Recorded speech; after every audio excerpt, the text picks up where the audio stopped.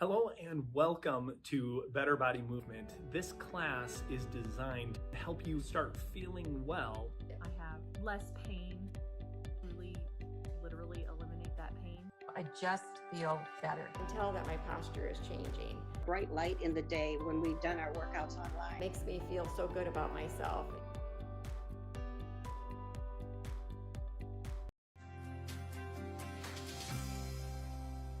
The bicep is named that because there are two different attachment points near the shoulder. The short head attaches to the coracoid process, which is a part of the shoulder blade, and the long head goes over the humerus through the biceps channel and connects in the socket. Pain will be present inside your arm if there's a problem with the short head. If there's a problem with the long head, typically the pain will run over the shoulder. We're going to locate the head of the biceps that attaches near the forearm. To do this, flex your arm with your fingers on the bicep near the elbow and find the tendon at the base of the muscle belly. Simply pinch the muscle belly and extend the arm. If you feel like you're not getting enough pressure with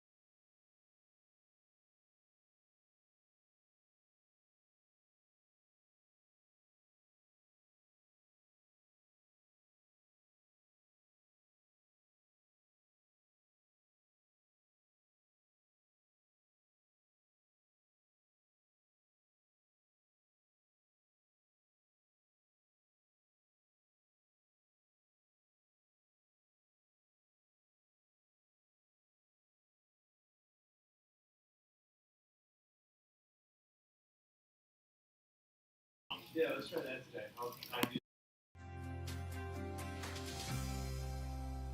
The bicep is named that because there are two different attachment points near the shoulder. The short head attaches to the coracoid process, which is a part of the shoulder blade, and the long head goes over the humerus through the biceps channel and connects in the socket. Pain will be present inside your arm if there's a problem with the short head. If there's a problem with the long head, typically the pain will run over the shoulder. We're going to locate the head of the biceps that attaches near the forearm. To do this, flex your arm with your fingers on the bicep near the elbow and find the tendon at the base of the muscle belly. Simply pinch the muscle belly and extend the arm. If you feel like you're not getting enough pressure with your fingertips, use a lacrosse ball. Try one of two positions, either holding with your fingers or pressed with the palm into the bicep. I find I get better pressure when I use my palm. Remember to squeeze and extend.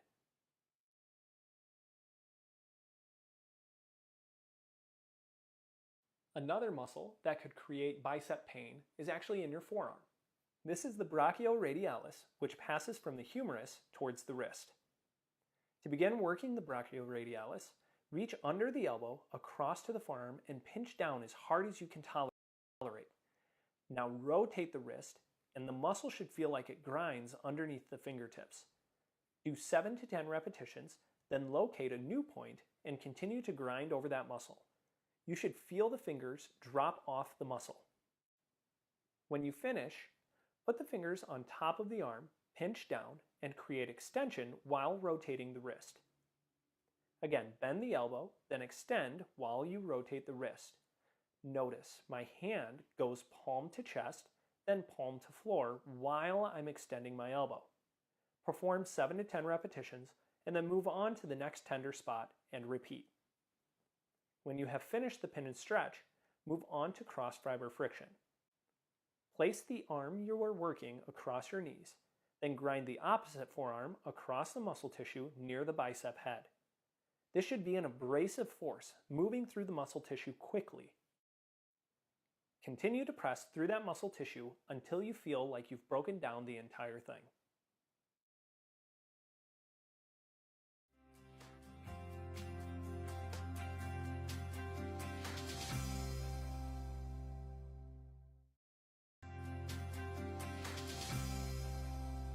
The bicep is named that because there are two different attachment points near the shoulder. The short head attaches to the coracoid process, which is a part of the shoulder blade, and the long head goes over the humerus through the biceps channel and connects in the socket. Pain will be present inside your arm if there's a problem with the short head. If there's a problem with the long head, typically the pain will run over the shoulder. We're going to locate the head of the biceps that attaches near the forearm. To do this, flex your arm with your fingers on the bicep near the elbow and find the tendon at the base of the muscle belly.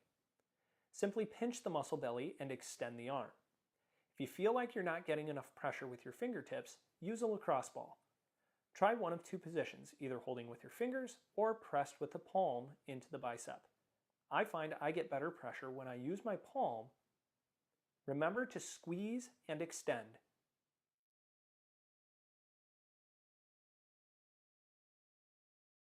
Another muscle that could create bicep pain is actually in your forearm. This is the brachioradialis, which passes from the humerus towards the wrist. To begin working the brachioradialis, reach under the elbow across to the forearm and pinch down as hard as you can tolerate. Now rotate the wrist, and the muscle should feel like it grinds underneath the fingertips. Do 7 to 10 repetitions, then locate a new point and continue to grind over that muscle. You should feel the fingers drop off the muscle. When you finish, put the fingers on top of the arm, pinch down, and create extension while rotating the wrist. Again, bend the elbow, then extend while you rotate the wrist. Notice my hand goes palm to chest, then palm to floor while I'm extending my elbow.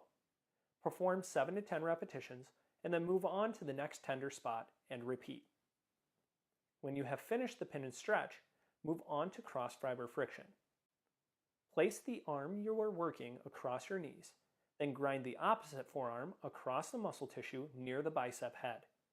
This should be an abrasive force moving through the muscle tissue quickly. Continue to press through that muscle tissue until you feel like you've broken down the entire thing.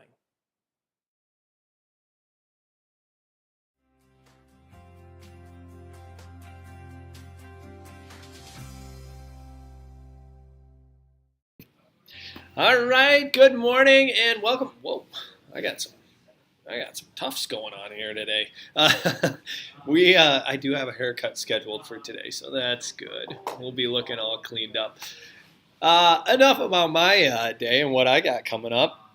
We do want to always remember our friends in prayer and petitions, our iDedicate. So we're going to go through those today, and just so you know, joining us at home, we do iDedications for individuals who maybe have something going on or a medical issue or just maybe a life transition, all sorts of stuff. Anything that you would feel compelled that you would want a dedication put up for that person, we can do that. So kind of like this, my friend, he asked that they not be named, but we still want to pray for them. So it might not be something that you name, but maybe just a situation. If you'd like that put on our board, just let us know. Leave a comment below. We'll be sure to add that to our board and continue to pray for those for quite some time until we see change. That's how long we have been praying for some of these individuals, and that's what we want to make sure we do. So Lori and her mom's doing dialysis 3 times a week still, continuing to just go through it. So praying for them during this time. Ethan with his stage 4 liver and bile duct cancer, praying for him and his family through everything that he's going through. As of right now, he feels well, but just a matter of time before his liver basically just shuts off. So that's got to be tough there. He's not old at all. Yeah, no, he's quite young. I think my age, actually. So my friend's wife, who was diagnosed with breast cancer, they're continuing to treat that naturally. So praying healing over her. Sky toying with her transplant, just the side effects of the medications, especially as they start weaning her off. She's got to be at the 100-day mark at this point, so I'm hopeful that we get a really good story or update sometime soon for her. Praying for Cheney with the continuous glucose monitor for his diabetes, and then praying for Randall, so Lois's husband, found out he has an aortic aneurysm that's just sitting there. So it's one of those things, I think, that just brings about the idea of we're not invincible, and something could always be there and change in a heartbeat. So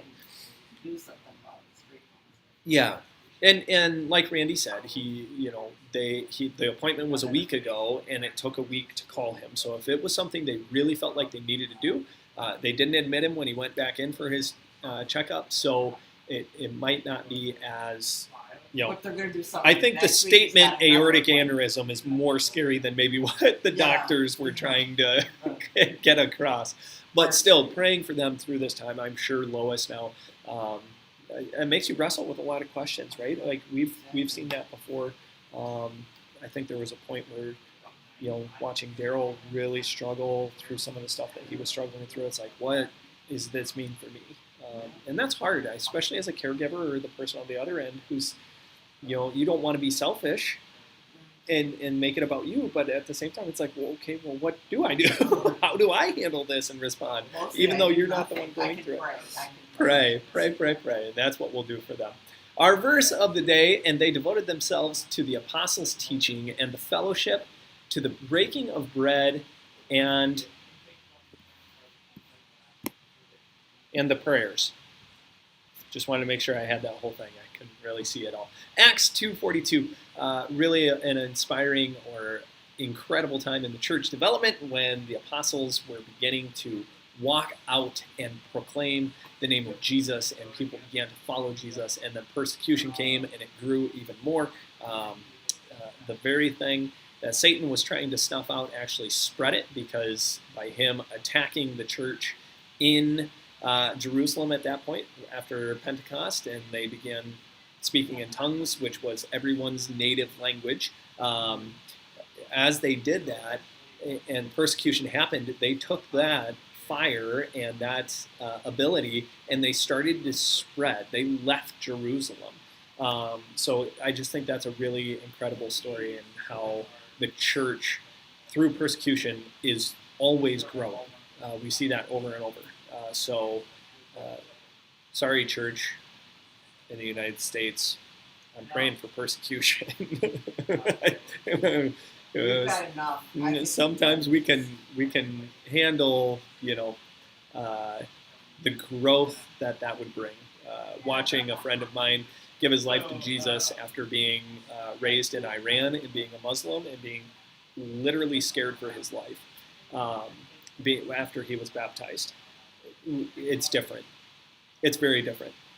Persecution of death or torture is not quite the same as government trying to make laws that affect our churches. Very, very different entities in the way that our worlds work. But we do know, regardless, Jesus is on his throne. He's the one who's leading the way. So regardless of what happens, whether it's either side, doesn't really matter. All right, let's jump over into our workout. We are doing our core day, so get set on the floor, ready to go. Remember, we are going to be pressing that low back into the floor as hard as possible. 3, 2, 1. Pelvic tilt. So remember, brace that spine. Brace the spine. Nice and tight. Firm compression all the way through.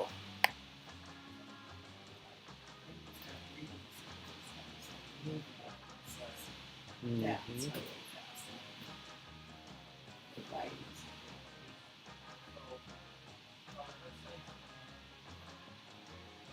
Good. That's halfway. Okay. Remember, as we do core compression, it's all about how do we get the core so tight that the hips or the pelvis can't shift or move underneath us. okay? Because when we get into the movement of the hips, we want to make sure that the core stays braced, and then we allow the hip to go through its range of motion. Okay, very different ideas or thought processes that we need to go through. Prepare for pelvic tilt with knee fall out. Okay, tilt with knee fall out. So again, as you do your pelvic tilt, compress really tight, right? Pressing that low back into the floor. 1. Pelvic tilt with knee fall out. And then with feet together, your knee goes out to the side, and then bring it back up. And again, as your knee goes out, do not let your hips roll with your knee, right? We're not letting the hips shift on the ground at all. Stay braced, stay tight. Okay. Core compressed, hold firm. Again, we want light feet. You shouldn't be putting any pressure into the ground to try to help with the pelvic tilt. That's Right? halfway. We're not forcing the hips up by squeezing the butt cheeks. We want those relaxed. Core should be the only thing doing the work. And again, if it's kind of vague to you, do a crunch, right? Lift your shoulders off the ground. You should feel your core get really tight. Try to keep your core that tight and set your shoulders and head back on the floor, right? Because our daily posture is already here. I don't need more of this. I need more of this. How can I 3, compress my core 2, and stay in a tall posture? 1. Prepare for pelvic tilt with adduction. Okay, here we go. Tilt with adduction. So get that foam roller, compress that core. 3, 2, 1. Pelvic tilt with adduction.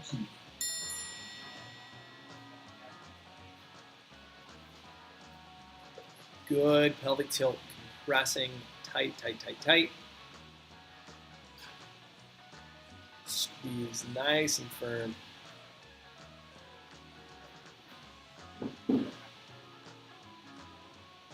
And again, this is a staggered process, right? So core tight, knees tight, release the knees, then That's release the halfway. core. We want to make it very specific and very distinct. Nothing should slur together, right? You're not squeezing everything all together and relaxing all together.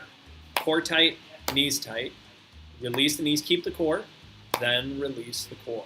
Okay, very, very distinct. Who are you trying to steal? Thief. Good, good, good. Core 3, compressed, 2, nice and tight. 1. Prepare for pelvic tilt with knee toward chest. Cool. Okay, tilt with knee toward chest. So as you march your feet, do not let your other foot move until you're back 3, down to the floor. 2, It's not a scissor kick. 1. Pelvic tilt with knee toward chest. Okay? And again, that core should stay so tight, the low back does not leave the ground at all. Core compressed, firm, firm, firm.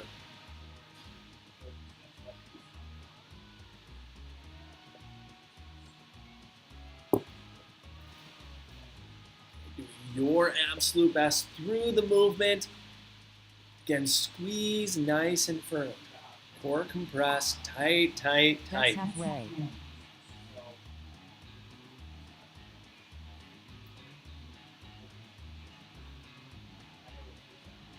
Very good. 20 seconds. So again, re-squeeze. Make sure that core is as compressed as you can get. You're thinking I'm coming up and just stepping right on your stomach.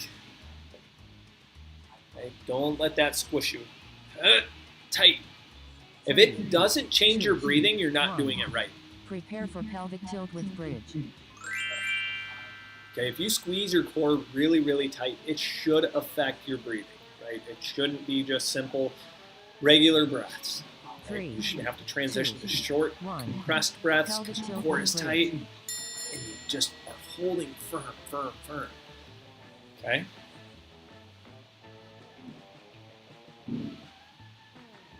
Feel first by that. No? Yep, yep. Don't worry about that one. Or if you want, you could just transition to bird dogs.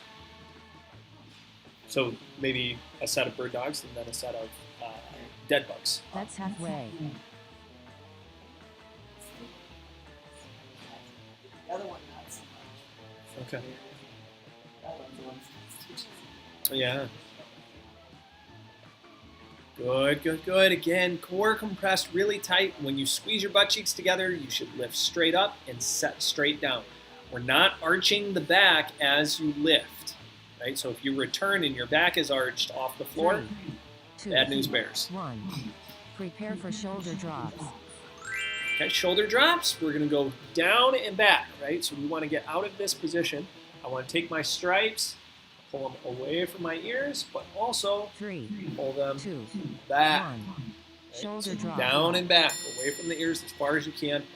As you go overhead, relax. Let the shoulder just come up. Then as your arm is returning to the ceiling, you don't want your shoulder in your ear, right? You want to return to that down and back position. This is the best, most safe place for your shoulder is in a down and back position. Then the joint is secure and stable. So stay there, right? Compress really That's tight. halfway. Hold firm all the way through.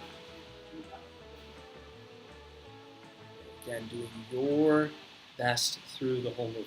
Okay, your absolute best.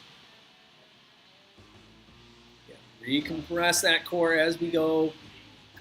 Get really tight, really firm. Good compression. 3, 2, 1. Good. Prepare for dead bug. Awesome. Okay, get ready for the dead bug or the bird dog. If you're familiar with the bird dog, go ahead. Otherwise, I'll explain it on the next round. 3, But dead bugs, 2, 1. right? Dead bug.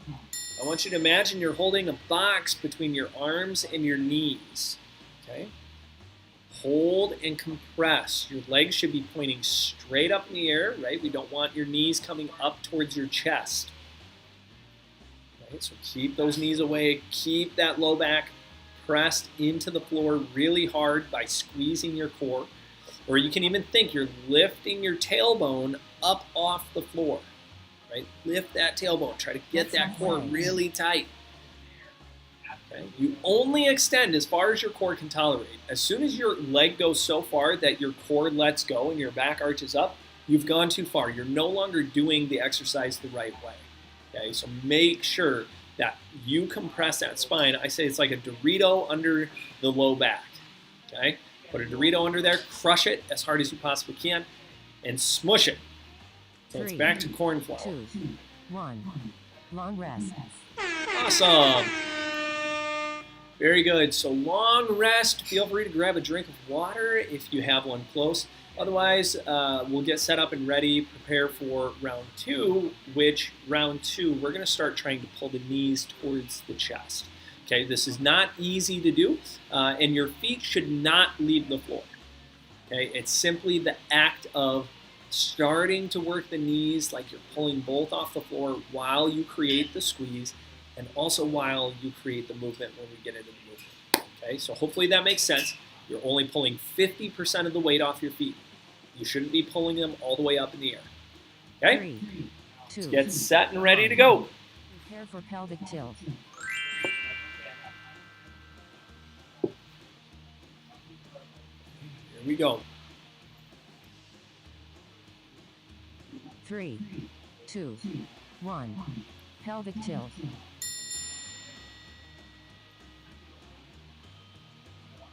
Okay, here we go. Good core compression.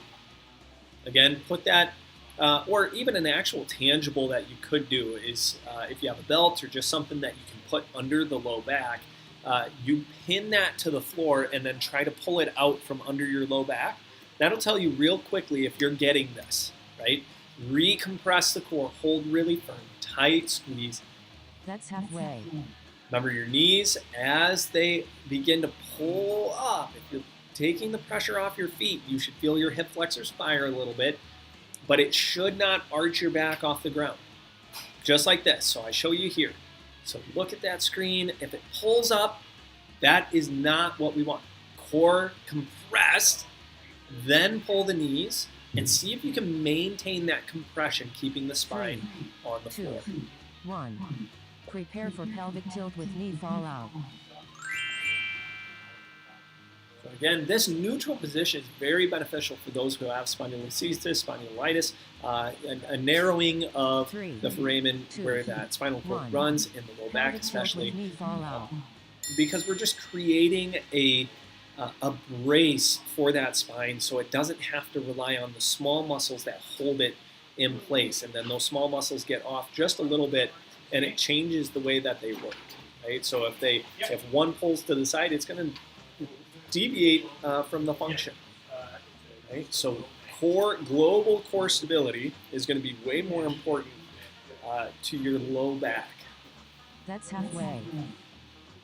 Okay, again, as your knee goes to the side, you're still trying to pull the knees gently towards the chest, all the while hold the core. Hold the core. Do not let it go. Okay, very good. Continue, continue, continue.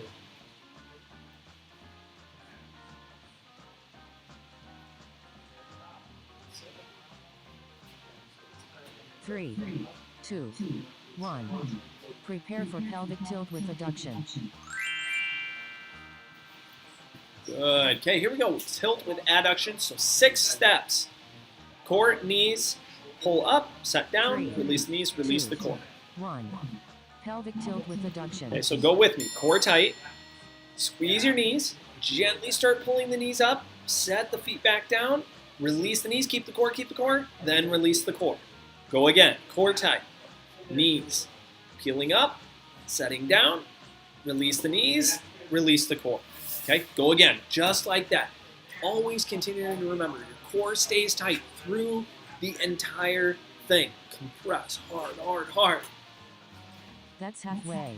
Again, for a lot of people, a good one is you think of children running and jumping and dropping a knee right on your stomach. I know my kids got me several times doing that. But we want to compress and hold that really tight. Or you can think a medicine ball is dropping onto your stomach. Marcia, you want me to get one of those 20-pounders? Just start. No? Okay. 3, So squeeze hard then. I won't go get it. 1. Prepare for pelvic tilt with knee toward chest. Good. Tilt with knee toward chest. So as you march feet, right, because you're still pulling gently, your feet shouldn't leave the floor. The opposite foot should stay really, really light on the floor. 2, 1. Okay. Pelvic tilt with knee toward chest. So core compressed, pull some of the weight off both feet, lift one, set it back down, then lift the other, set it back down. And again, it is to keep the core compressed. It's not about the movement, it's about the stability of the core bracing your spine. So get that tight, get it tight.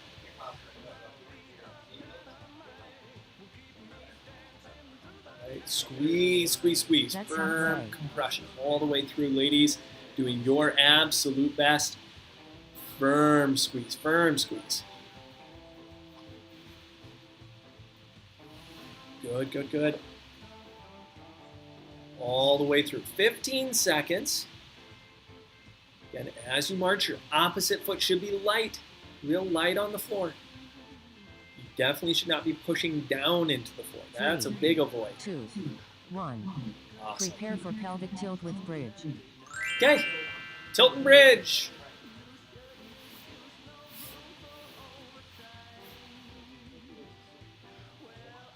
Three, 2, 1. Pelvic tilt with bridge. Okay, good core compression. Again, it's like your tailbone to your shoulder blades. That entire length of your spine is a piece of steel.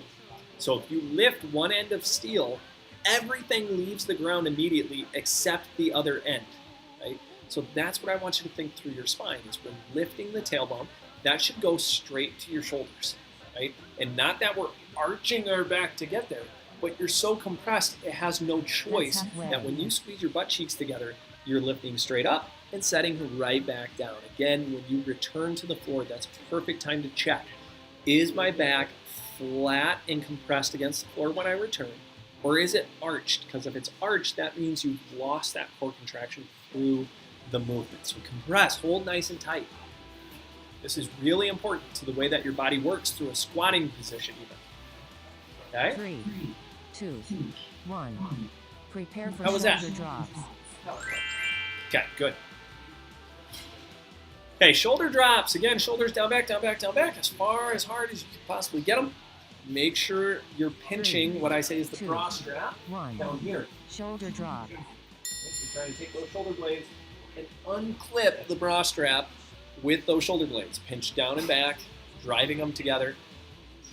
Or you can take your shoulder blades down to your butt pockets. Right? Get them in the pockets down on your pants. Tuck them in. Get them all the way down. And then every time that arm returns, again, you're drawing the shoulder down. Right? It's pretty easy to get into this one and just let your arms kind of do their own thing, and then forget about the shoulders. And when you've forgotten about that, then check your core, because you probably forgot about that too. Because it is a core exercise. And the reason this is so important is when we go overhead, we don't want to fake range of motion by arching our back. Right? Oh, I can reach higher. Well, not really. You didn't change range of motion in the shoulder. 2, 1. Prepare for dead bug. Okay, so, and as a reminder, you guys, as you go through these videos, if you have questions or something doesn't feel right or it seems off, please leave a comment. I would love to respond and let you know exactly how to adjust and change. 1. Dead bug. So again, with bird dogs, that's what I have, that's what I'm showing here. You're trying to maintain a neutral spine, right? You don't cat, right? Arch the back up towards the ceiling, and you don't cow and let your belly hang to the floor. You want to maintain that neutrality.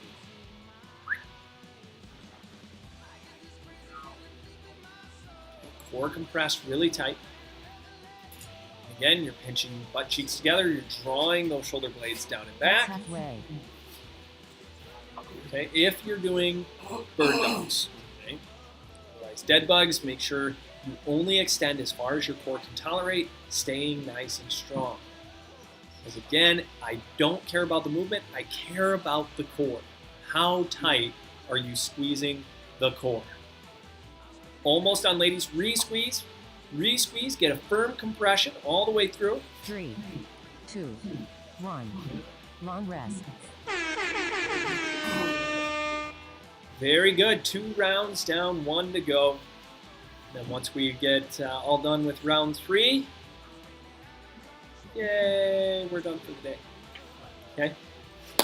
Again, maybe even take a second right now if you're new. If you haven't joined us before, please subscribe right down below.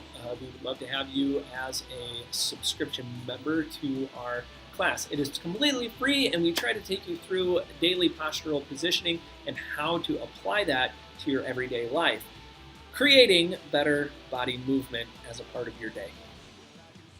3, 2, 1. Okay, here we go, Marcia. Prepare for pelvic tilt. Okay, let's go ahead and get set up. Round 3, I want your feet to elevate off the floor if your core can stay tight. 3. Okay, if you go to lift your feet and your core peels right up off the ground, or your back peels up off the ground, don't lift your feet. Do add as much as you possibly can, making sure, again, the core has to stay tight. Do not compensate and allow that to let go, because that's just going to be hard on the spine. Core compressed, hold firm, hold firm. Again, think someone's stepping on your stomach, dropping a bowling ball. Nice and tight. That's Not flatten you. And again, right now is a perfect time to practice getting those feet off the floor. By the time we get to the next exercise, if it's kind of difficult to a way where it's so foreign and vague, just don't lift your feet. That's okay, right? But we do want to try. We do want to reiterate to the brain, I have the strength in my core to be able to move my hips, right? Without any change. 3, Okay? 2, Very good. 1. Prepare for pelvic tilt with knee fall out. Okay, tilt with fall out. So again, core compression, feet should be together, right? Lift your feet, let your knee go out to the side, bring it back up, and all the while, 3, don't let 2, your pelvis shift. 1. Pelvic tilt with knee fall out. What we call the pelvic bowl, don't spill it, right? The bowl shouldn't move, just the hip joint. And again, if you are able to hold your feet up and go through some of this range of motion, you're not going to go the whole range of motion. I know that because we've taken away a point of contact on the floor, right? So make sure you're able to get through that whole thing. Okay? Maintaining the core tight. Again, I'm not worried about how far the knee falls out. I'm worried about how tight the core stays.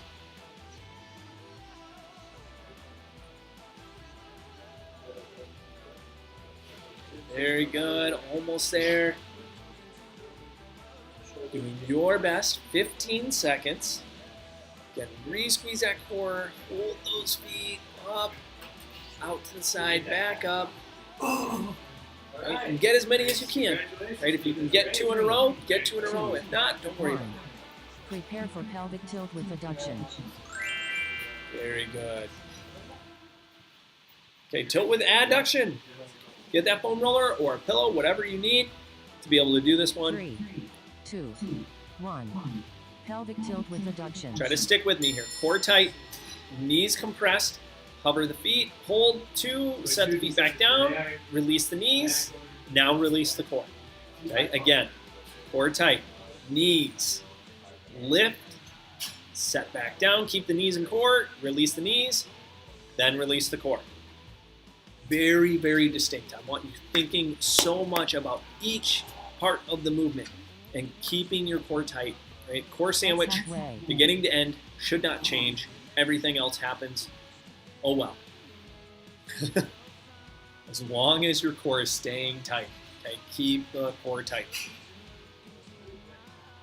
All we're really working on is reiterating that the brain can hold your core tight while you create whatever movement with the hip. Right? The hip joint should be able to go through great degrees of range of motion, so we don't want our low back making up for that. 2, right? 1. Prepare for pelvic tilt with knee toward chest. Right, here we go. Tilt with knee toward chest. Again, we're going to march those feet, but I do want you to try to hover.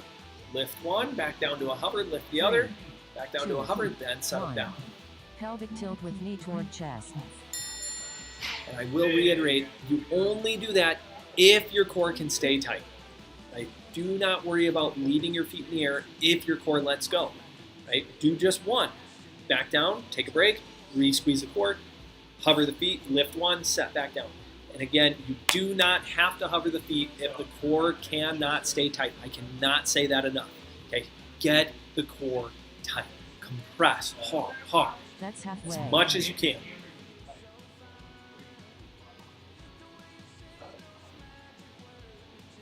Okay, squeeze, squeeze, squeeze. Okay.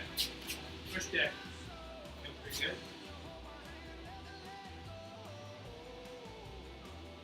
Do your best. Core tight. Re-squeezing. If you're able to hover, hover. If not, don't worry about it. That's fine. 3, 2, So, 1. Prepare for pelvic tilt with Good. bridge. okay, tilt and bridge. So as you compress the core and squeeze the butt cheeks to lift, it should stay flat, right? We're not 3, arching the back 2, as we 1. lift. Pelvic tilt with bridge. Okay? Because this is not an articulation of the spine trying to lift and move the spine. It's trying to hold the spine braced through the whole movement. Very good. Squeeze tight, squeeze tight. Oh, yeah.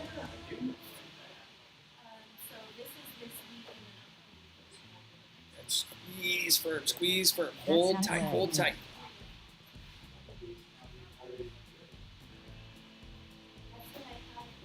Ooh, good job, Marsha. Trying to get that balance. Hold that core, compress, compress, compress.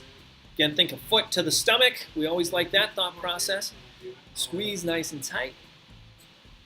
Remember, as you squeeze the butt cheeks, you're trying to pinch a penny really, really firm, but yet do not change the spine as you lift. We're not 2, driving 1. through our back. Prepare for Right? shoulder drops. 2 left. Shoulder drops, then dead bugs. In your starting position, shoulder blades down and back. Work on that 3, tall posture. 2, 1. Shoulder drop. So again, shoulders are driving out of the ears. Every time your arm returns, right, it's pretty easy to let that shoulder just elevate and stay by the ear. Pull it down and back. Hard. Okay, really hard. Do your absolute best all the way through. Compress, firm, firm, firm. Okay, and again, you can be light on your feet, core compressed. Way. Maybe, right, Marsha? Yep. I just keep you guys thinking. It's the way I like it. Think about movement. Don't just do it. Think about it. Make your brain connect to that muscle tissue. It's going to last longer.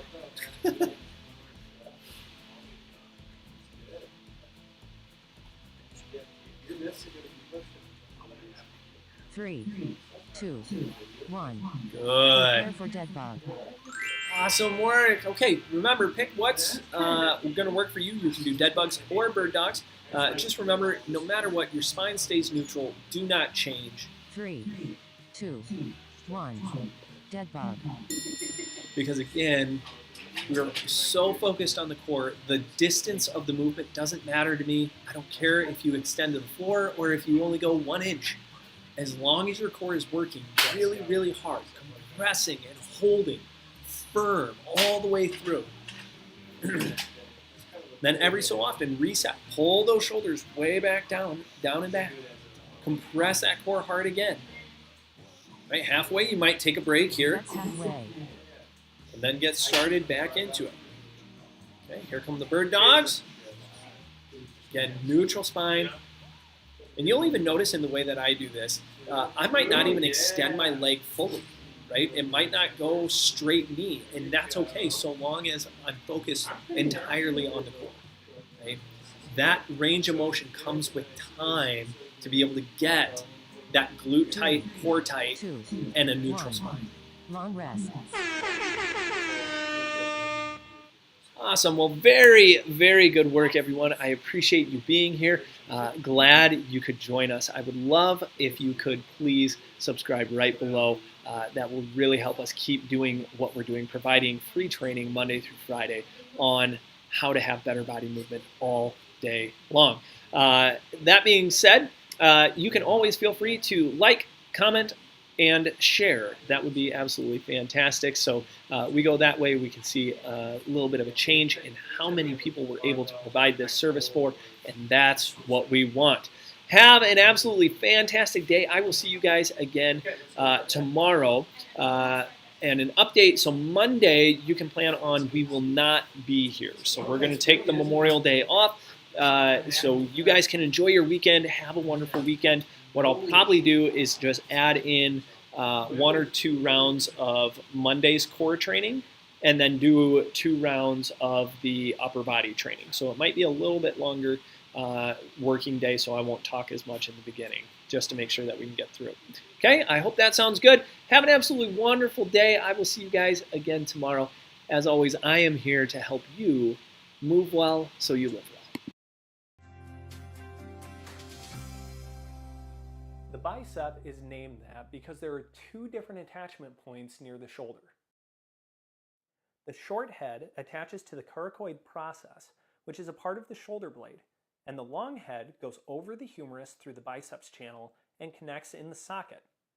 Pain will be present inside your arm if there's a problem with the short head. If there's a problem with the long head, typically the pain will run over the shoulder. We're going to locate the head of the biceps that attaches near the forearm.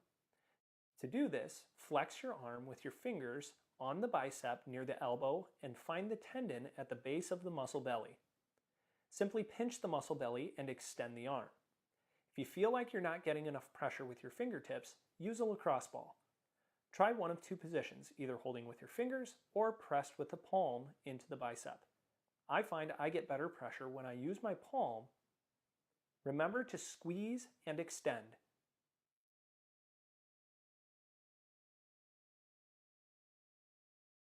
Another muscle that could create bicep pain is actually in your forearm. This is the brachioradialis, which passes from the humerus towards the wrist. To begin working the brachioradialis, reach under the elbow across to the forearm and pinch down as hard as you can tolerate. Now rotate the wrist, and the muscle should feel like it grinds underneath the fingertips. Do 7 to 10 repetitions, then locate a new point and continue to grind over that muscle. You should feel the fingers drop off the muscle. When you finish, put the fingers on top of the arm, pinch down, and create extension while rotating the wrist. Again, bend the elbow, then extend while you rotate the wrist. Notice my hand goes palm to chest, then palm to floor while I'm extending my elbow. Perform 7 to 10 repetitions, and then move on to the next tender spot and repeat. When you have finished the pin and stretch, move on to cross fiber friction. Place the arm you are working across your knees, then grind the opposite forearm across the muscle tissue near the bicep head. This should be an abrasive force moving through the muscle tissue quickly. Continue to press through that muscle tissue until you feel like you've broken down the entire thing.